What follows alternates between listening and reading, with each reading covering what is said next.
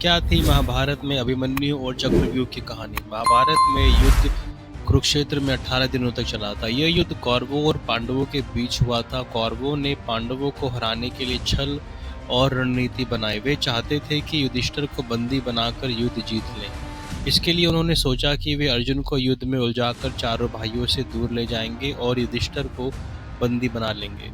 अपनी इस रणनीति को अंजाम देते हुए कौरवों की एक टुकड़ी ने अर्जुन को युद्ध में उलझा लिया और उसे रणनीति से दूर रखा।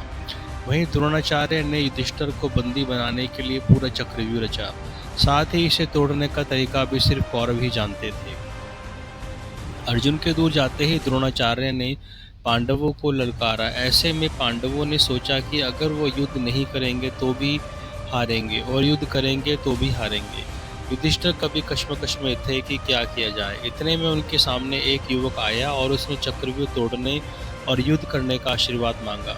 यह कोई और नहीं बल्कि अभिमन्यु था। अभिमन्यु अर्जुन का पुत्र था जिसकी उम्र 16 साल ही थी, लेकिन अभिमन्यु अपने पिता की तरह युद्ध में कौशल और निपुण था। युधिष्ठिर ने अभिमन्यु को मना कर दिया, लेकिन उसने एक बात न मानी। अभिमन्यु ने बताया कि जब वे अपनी माँ के गर्भ में थे तब उन्होंने अपने पिता से चक्रव्यूह तोड़ना सीखा था। अभिमन्यु के सामने युधिष्ठिर ने हार मान ली थी। सभी युद्ध के लिए तैयार हो गए। कौरव ने अभिमन्यु को रणक्षेत्र में देखते ही उसका मजाक उड़ाया, लेकिन अभिमन्यु का युद्ध कौशल देखकर सभी हैरान थे। इस दौरान अभिमन्यु ने दुर्योधन के पुत्र लक्ष्मण को मार गिराया, चक्रव्यूह में प्रवेश किया। अभिमन्यु ने चक्रव्यूह में प्रवेश करते ही राजा जयद्रथ को उसके द्वारा बंदी बना दिया गया, लेकिन अभिमन्यु दृढ़ता से आगे बढ़ते रहे। धीरे धीरे अभिमन्यु ने एक एक कर सभी को मार गिराया। चक्रव्यूह में दुर्योधन, कर्ण और गुरु द्रोणाचार्य ने हार मान ली थी।